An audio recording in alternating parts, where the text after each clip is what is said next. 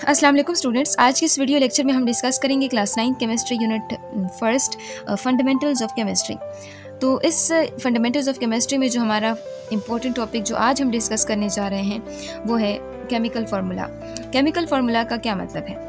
अभी हम कंपाउंड के कॉन्सेप्ट को आगे लेके चलेंगे। कंपाउंड क्या होता है? जैसे हमने पहले डिस्कस किया था कि कंपाउंड दो या दो से ज़्यादा डिफरेंट एलिमेंट जब एक ख़ास फिक्स्ड रेशो के साथ कंबाइन होते हैं तो उसको हम क्या कहते हैं? कंपाउंड कहते हैं। अब देखें, हमने कहा था कि कंपाउंड किस चीज़ से बना है। देखें, कंपाउंड किस चीज़ से बना है? एलिमेंट से बना है। कंपाउंड एलिमेंट से बना है। इन एलिमेंट्स के हमने देखा था कि शॉर्टेस्ट नाम होते हैं जिनको हम क्या नाम देते हैं? सिंबल, उनकी अलामत।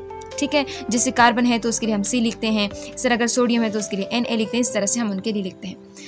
तो जब हम कंपाउंड्स में मौजूद एलिमेंट के जब सिंबल को इकट्ठा करके लिखते हैं, एक साथ लिखते हैं, उनकी रेशो भी साथ में उनकी लिख देते हैं कि वो किस तादाद में एक दूसरे के मुकाबले में मौजूद हैं, तो वो जो हमारे पास एक फार्मूला बनता है उसको हम केमिकल फार्मूला कहते हैं। देखिए, हमने कहा था कि कंपाउंड किस चीज़ से बना है? एलिमेंट से। एलिमेंट के जो सिंबल्स होते हैं वो हम लिखते हैं और उसके साथ उसका रेशो लिखते हैं। तो ये जो एक कॉम्बिनेशन ऑफ सिंबल्स होती हैं उसको हम क्या कहते हैं? Chemical formula. आगे हम देखते हैं, कहते हैं यू हैव लर्नड अर्लियर, जैसे आप पहले पढ़ चुके हैं, that compounds are represented by chemical formula. कि कंपाउंड को हम एक केमिकल फार्मूला के जरिए रिप्रेजेंट करते हैं। The chemical formula of compound is written by putting together the chemical symbol of the element. कि जो कंपाउंड होता है उसके अंदर जो एलिमेंट्स मौजूद होते हैं उन एलिमेंट्स के सिंबल को एक साथ लिखा जाता है और उनका रेशो भी साथ में लिखा जाता है, जैसे हमने यहाँ पे बात डिस्कस की। तो वो जो एक combination of element with their ratio जो आपके पास बनता है उस कॉम्बिनेशन ऑफ एलिमेंट को हम क्या कहते हैं? Chemical formula. सो कहते हैं it is an abbreviation used for the full name of compound with the help of symbols. यानी एब्रिविएशन है। एब्रिविएशन आमतौर पर कहा जाता है शॉर्ट नेम। ठीक है, किसी भी सब्सटेंस का, किसी भी चीज़ का जो शॉर्टेस्ट नेम होता है उसको हम एब्रिविएशन कहते हैं। सो कहते हैं it is abbreviation used for the full name of compound. यानी कंपाउंड के फुल नेम के लिए हम एक शॉर्टेस्ट नाम का इस्तेमाल करते हैं। उस शॉर्टेस्ट नाम को जो होता है उसको हम कहते हैं केमिकल फार्मूला। फिर भी आगे दूसरी डेफिनेशन कहते हैं, इन अदर वर्ड्स, दूसरे अल्फाज में हम ये कह सकते हैं कि एक सिम्बॉलिक रिप्रेजेंटेशन होती है, एक अलामती तरीका होता है कि जिसके ज़रिए से हम किसी भी कंपाउंड के अंदर जो मौजूद जो एलिमेंट्स हैं उसको हम क्या करते हैं? रिप्रेजेंट करते हैं, जिसको फिर आगे हम नाम देते हैं केमिकल फार्मूला। तो ये तो इसकी हो जाती है डेफिनेशन। अब हम बात करते हैं कि केमिकल फार्मूला हम पढ़ते क्यों हैं, हमें उससे फ़ायदा क्या होता है। तो देखें, हमें जो केमिकल फार्मूला होता है वो किसी भी कंपाउंड के बारे में हमें दो तरह की इंफॉर्मेशन देता है। एक, हमें उससे पता चलता है कि किस टाइप ऑफ एलिमेंट इस कंपाउंड में मौजूद है। दूसरा, हमें पता चलता है इस टाइप ऑफ कंपाउंड में जो एलिमेंट मौजूद हैं, जो एटम मौजूद हैं, उसका आपस में रेशो क्या है, आपस में दूसरे के बारे में उनकी तादाद कितनी है। तो यानी एक तो हमें टाइप ऑफ एटम के बारे में पता चलेगा कि कौन कौन से एटम्स हैं। दूसरा, हमें रेशो के बारे में पता चलेगा कि किस तादाद में एक दूसरे के मुकाबले में मौजूद है। जैसे फॉर एग्जांपल मैं यहाँ पे लिखूंगी ग्लूकोज, तो क्या इसमें से आपको पता चलेगा कि इसमें कौन कौन से एटम्स मौजूद हैं? नहीं। ये पता चल सकता है कि इसमें कौन कौन से एलिमेंट किस तादाद में मौजूद हैं? नहीं। तो यहाँ पे अगर मैं लिखूंगी कि C6H12O6, अगर मैं ये लिखूंगी तो क्या इससे आपको पता चलता है कि इसमें कौन कौन से एलिमेंट्स हैं, कौन कौन से एटम्स हैं? यस, कि इसमें कार्बन है, इसमें हाइड्रोजन, इसमें ऑक्सीजन है। क्या आपको इससे पता चलता है कि इसमें कौन कौन से एटम जो है वो कितनी तादाद में मौजूद है, इनका रेशो क्या है एक दूसरे के मुकाबले में? यस, ये देखें 6, ये 12, ये 6। तो देखिए, अगर इसका रेशो आप निकालोगे तो 1 × 2 × 1, तो ये देखिए इसका रेशो भी आपको पता चल गया। तो यानी ये वो फार्मूला होता है केमिकल फार्मूला जो हमें इंफॉर्मेशन देता है कि किसी भी कंपाउंड के अंदर कौन कौन से एटम्स मौजूद हैं और उनका एक दूसरे के मुकाबले में उनका रेशो क्या है, तो वो हम डिस्कस करते हैं। जैसे यहाँ सोडियम नाइट्रेट है, तो आपको सोडियम नाइट्रेट का पता नहीं चलेगा कि इसमें कौन कौन से एलिमेंट्स हैं और कितनी तादाद में एक दूसरे के मुकाबले में मौजूद हैं। अगर मैं आपको सिर्फ नाम ना भी दे दूं लेकिन आपको ये बताऊं कि NaNO3 आपको बताऊं, तो आपको पता चल जाएगा कि इसमें कौन कौन से एलिमेंट है। देखिए, इसमें सोडियम है, इसमें नाइट्रोजन, इसमें ऑक्सीजन है, तो पता चल जाएगा आपको। तो यानी केमिकल फार्मूला जो होते हैं बहुत ज़्यादा इंपॉर्टेंट होता है, किसी भी कंपाउंड के बारे में मालूमात बहुत ज़्यादा आपको इंपॉर्टेंट इन्फॉर्मेशन आपको प्रोवाइड करता है। तो ये जो केमिकल फार्मूला होता है ये दो तरह का होता है। एक होता है एम्पिरिकल फार्मूला, दूसरा होता है मॉलिक्यूलर फार्मूला। एम्पिरिकल फार्मूला किसी भी कंपाउंड का सादा तरीन फार्मूला होता है।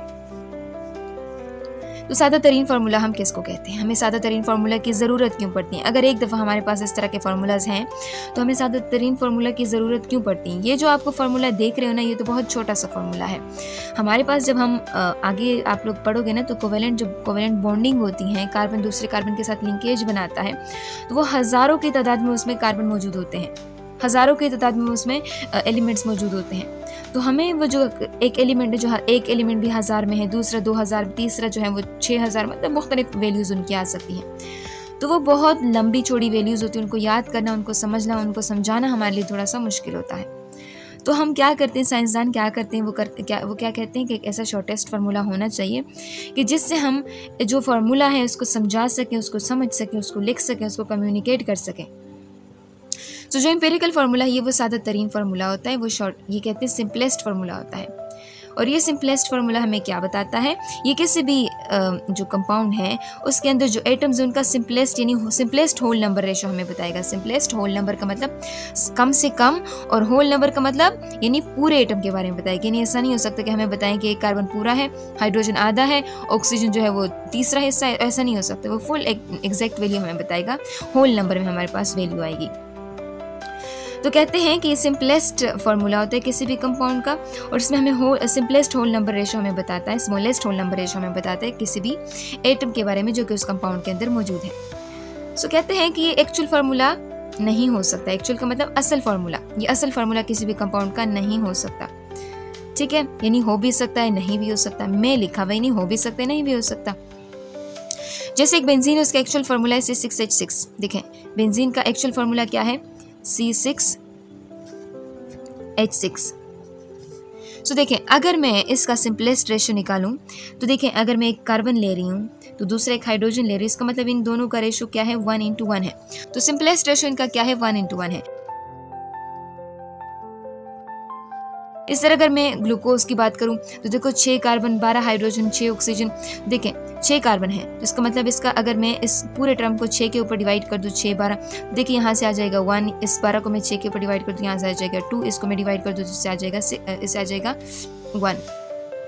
ठीक है, तो 1 2 × 1। तो इनका जो सिंपलेस्ट रेशो है, जो एम्पिरिकल फार्मूला इनका बनता है वो क्या है, CH2O। यानी अगर मैं एक कार्बन ले रही हूँ तो उसके मुकाबले मुझे 2 हाइड्रोजन लेने हैं और एक मुझे ऑक्सीजन लेना है। तो ये सिंपलेस्ट रेशो जो है वो जो हमें डिसाइड करके बताते, तो उस फार्मूले को हम क्या कहते हैं, एम्पिरिकल फार्मूला। अब आगे बात आती है मॉलिक्यूलर फार्मूला की। मॉलिक्यूलर फार्मूला का क्या मतलब, देखिए ये एक्चुअल नंबर ऑफ एटम के बारे में बताएगा। एक वो फार्मूला जो किसी भी एटम के अंदर मौजूद जो एक्चुअल तादाद है किसी भी एलिमेंट्स की, एटम्स की, तो उसको हम क्या कहते हैं, मॉलिक्यूलर फार्मूला। यानी molecular formula shows the actual number of atom, जो असल है, एक्चुअल का मतलब जो असल नंबर है एटम्स का वो बताएगा डिफरेंट एलिमेंट का जो कि एक कंपाउंड के अंदर मौजूद है। ठीक है, तो जैसे हम यहाँ देख सकते हैं C6H12O6, हमने यहाँ कहा था CH2O जो कि एम्पिरिकल फार्मूला था, ये सिंपलेस्ट था।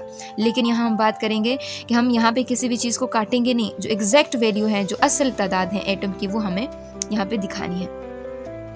तो इसी तरह बेंजीन का यहाँ पे आपको बताया गया है। तो यहाँ पे आपसे एक चीज़ आपको बताई जाती है कि अगर आपको एम्पिरिकल फार्मूला दिया है तो क्या उससे हम मॉलिक्यूलर फार्मूला बना सकते हैं? तो आंसर है यस। क्या अगर हमें मॉलिक्यूलर फार्मूला दिया गया है तो इससे हम एम्पिरिकल फार्मूला बना सकते हैं? तो आंसर हमारा है यस। कैसे बना सकते हैं वो यहाँ पे हम देखेंगे। एक आपको फार्मूला दिया हुआ है, ये molecular formula is equals to n into empirical formula.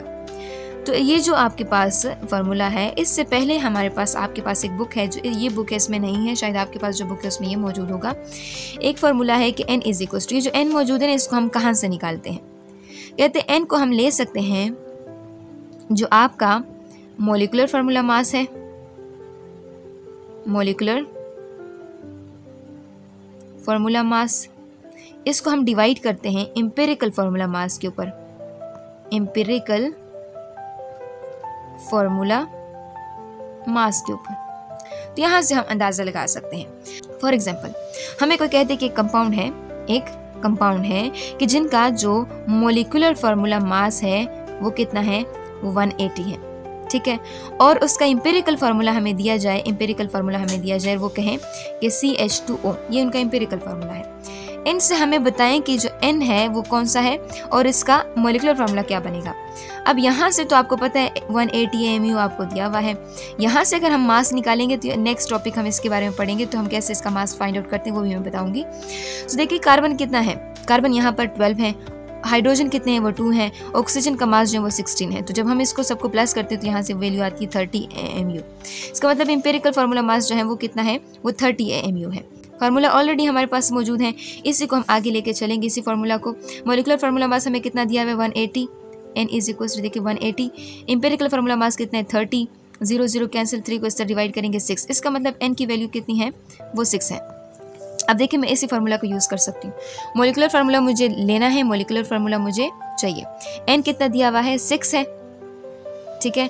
Empirical formula मुझे कौन सा दिया था CH2O, ठीक है। इस 6 को इस C के साथ भी मल्टीप्लाई करें तो ये हो जाएगा C6, इस हाइड्रोजन के साथ भी मल्टीप्लाई करेंगे तो ये हो जाएगा 12, इस ऑक्सीजन के साथ भी मल्टीप्लाई करेंगे तो ये हो जाएगा 6। तो देखिए ये जो हमारे पास फार्मूला बना है इसको हम क्या कहते हैं, molecular formula for glucose. Same हम यूज़ कर सकते हैं बेंजीन के लिए, ठीक है। यही फार्मूला, पहले आप ये वाला फार्मूला निकालोगे, पहले n की वैल्यू निकालोगे, फिर इस n की वैल्यू से आप क्या कर सकते हो, ये जो देखें ये आप जो एम्पिरिकल फार्मूला इसके साथ उसको मल्टीप्लाई करोगे तब जाके आपके पास मॉलिक्यूलर फार्मूला आपको मिल सकता है। चलिए ये भी देख लेते हैं। जैसे यहाँ पे आप देखें मेरे पास मुझे n चाहिए, लेकिन आपको हमेशा याद रखें इसका मास आपको ऑलरेडी दिया होगा। जैसे आपसे कहा जाए कि मॉलिक्यूलर फार्मूला मास जो है वो कितना है, वो है 78। इसी तरह जो एम्पिरिकल फार्मूला दिया हुआ है वो क्या है, वो CH है। इसी तरह अगर इसका एम्पिरिकल फार्मूला मास आप देखेंगे तो आपके पास बनेगा 12 और ये मिलके ये आपके पास 30। तो देखिए फार्मूला तो ऑलरेडी आपके पास मौजूद है, n आप लगाएं। मॉलिक्यूलर फार्मूला कौन सा है, 78 AMU है। एम्पिरिकल फार्मूला मास कितना है, वो है 13। तो आप इसको डिवाइड करोगे तो यहाँ से वैल्यू आ जाएगी आपके पास 6, ठीक है। तो ये देखें फार्मूला ये ऑलरेडी आपके पास मौजूद है। देखिए मॉलिक्यूलर फार्मूला आपको चाहिए n मल्टीप्लाई जो एम्पिरिकल फार्मूला है वो कौन सा है, वो CH है। तो मॉलिक्यूलर फार्मूला के साथ देखिए n की वैल्यू मेरे पास 6 है, कार्बन कितना है देखिए वो CH। तो जैसे मैं इनको मल्टीप्लाई करूंगी देखिए 1 और 1 है, ये देखिए 1 C1 से 6 है देखिए, और ये देखिए यहाँ भी देखिए आपके पास किस चीज़ का फार्मूला आ गया, ये बेंजीन का आ गया। तो यानी यहाँ से एम्पिरिकल फार्मूला अगर दिया गया है उसके साथ उसका मास भी जो मॉलिक्यूलर फार्मूला का मास दिया गया है तो उससे हम मॉलिक्यूलर फार्मूला निकाल सकते हैं। तो हमने क्या देखा कि देखें हमने देखा कि केमिकल फार्मूला क्या होता है, एक शॉर्टेस्ट नेम होता है किसी भी कंपाउंड के लिए। यानी हम देखते हैं कि कंपाउंड जिन एलिमेंट से बना है उन एलिमेंट्स के जो सिंबल्स होते हैं उसको इकट्ठा करके लिख लेते हैं, उसका तो उसका रेशो भी लिख लेते हैं, उसको हम उसका क्या कहते हैं, एक केमिकल फार्मूला कहते हैं। इस तरह हमने कहा एम्पिरिकल जो केमिकल फार्मूला हमें बताते हैं कि किसी भी कंपाउंड के अंदर कौन से एटम मौजूद और किस टाइप ऑफ एटम मौजूद, उसके बीच में कौन सा रेशो है। तो हमने कहा कि जो केमिकल फार्मूले दो तरह का होता है, empirical formula, molecular formula. Empirical formula सादा तरीन फार्मूला होता है, मॉलिक्यूलर फार्मूला असल फार्मूला होता है। अगर हमें एम्पिरिकल फार्मूला दिया गया है और उस किसी भी फार्मूले का किसी भी मॉलिक्यूलर फार्मूला नहीं दिया हुआ, मॉलिक्यूलर फार्मूला हमें कैलकुलेट करें तो उसके लिए हमें मॉलिक्यूलर फार्मूला मास भी दिया हुआ है, मॉलिक्यूलर फार्मूला मास भी दिया है और एम्पिरिकल फार्मूला भी दिया है, तो उससे हम जो है मॉलिक्यूलर फार्मूला कैलकुलेट कर सकते हैं। अब हमेशा याद रखें एम्पिरिकल फार्मूला दो कंपाउंड का सेम भी हो सकता है। जैसे देखिए एम्पिरिकल फार्मूला CH, लेकिन देखिए मॉलिक्यूलर फार्मूला दोनों का डिफरेंट है। इसी तरह आप आगे देखोगे तो आगे भी आपको दो देखिए CH2O CH2 दोनों का सेम हो सकता है, लेकिन देखिए मॉलिक्यूलर फार्मूला दोनों का डिफरेंट है। तो देखिए एम्पिरिकल फार्मूला सेम हो सकता है लेकिन मॉलिक्यूलर फार्मूला किसी दो डिफरेंट कंपाउंड का हमेशा क्या होगा, वो अलग होगा। मॉलिक्यूलर फार्मूला सेम भी हो सकता है, स्ट्रक्चर फार्मूला डिफरेंट हो सकता है। तो ये जैसे जैसे आप आगे जाओगे ना तो आगे इंशाल्लाह आप लोगों की अंडरस्टैंडिंग इतनी डेवलप हो जाएगी, फिर आप डिफरेंशिएट कर पाओगे कि दो डिफरेंट सब्सटेंसेस का, दो डिफरेंट कंपाउंड का मॉलिक्यूलर फार्मूला सेम हो सकता है लेकिन स्ट्रक्चर फार्मूला डिफरेंट होगा। तो इंशाल्लाह ये आगे जाके जैसे आप लोग जाओगे तो आगे एक्सप्लेन करोगे क्लास 10th में। सो यहाँ पर हम डिस्कस करेंगे फार्मूला यूनिट। फार्मूला यूनिट का क्या मतलब है, जैसे देखिए कहते हैं ना कि आयनिक कंपाउंड के लिए हम एक स्पेशलाइज्ड रिप्रेजेंटेशन लिखते हैं जिसको हम क्या कहते हैं, फार्मूला यूनिट। जैसे नाम से आपको पता चल रहा है आयनिक कंपाउंड, यानी ऐसे कंपाउंड के जिसके अंदर को आइंस मौजूद होंगे, पॉजिटिव या फिर नेगेटिव आइंस मौजूद होते हैं। आइंस आपके पास दो तरह के होती है, तो पॉजिटिव आती है और नेगेटिव, यानी ऐसे कंपाउंड के अंदर जिसके अंदर पॉजिटिव या नेगेटिव चार्जेस मौजूद हो, पॉजिटिव या नेगेटिव आइंस मौजूद हो। तो कहते हैं फार्मूला यूनिट जो होती है स्मॉलेस्ट रिपीटिंग यूनिट होता है, किसी भी आयनिक कंपाउंड में मौजूद जो आइंस होते हैं उनका सिंपलेस्ट रेशो हमें बताता है। आयनिक कंपाउंड के अंदर जो आइंस मौजूद होते हैं उनका आपस में सिंपलेस्ट रेशो क्या है, उनका सिंपलेस्ट एक दूसरे के मुकाबले में उनकी तादाद कितनी है, वो हमें कौन बताता है, उसको हम क्या कहते हैं, फार्मूला यूनिट कहते हैं। तो देखिए क्रिस्टल लैटिस कहते हैं एक ऐसी बिल्डिंग समझ लें कि जिसके अंदर बहुत सारे आइंस मौजूद हैं। उन बहुत सारे आइंस का आपस में एक दूसरे के मुकाबले में क्या रेशो है ना, उसको हम यहाँ पे देखेंगे। जैसे सोडियम क्लोराइड है, ठीक है। तो अगर मैं एक सोडियम ले रही हूँ तो साथ में एक क्लोरीन भी तो ले रही हूँ, तो इन दोनों का रेशो क्या है 1:1 है। इस तरह अगर मैं KCl की बात करूँ तो अगर मैं एक पोटाशियम ले रही हूँ तो उसके साथ में एक क्लोरीन भी ले रही हूँ, ठीक है। तो देखें 1:1 इनका रेशो आता है 1:1। तो ये एक सिंपलेस्ट रेशो होता है। जैसे यहाँ पे आपको प्रैक्टिस प्रॉब्लम में दिया हुआ है, देखिए Hg2 2:2, देखिए 2:2। अगर मैं इसका सिंपलेस्ट रेशो निकालूंगी तो 1:1। अगर मैं एक Hg ले रही हूँ तो इस तरह से क्लोरीन भी लूँगी।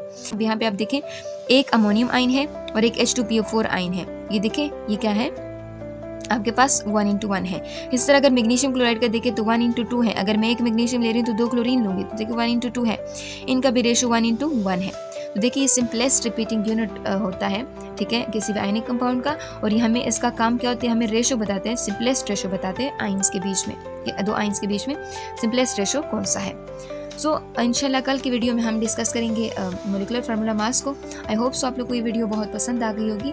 अगर ये वीडियो पसंद आई हो तो प्लीज़ हमारे वीडियो को लाइक कीजिए, हमारे चैनल को सब्सक्राइब कीजिए ताकि आने वाली वीडियोस का नोटिफिकेशन आपको बर वक्त मिल सके।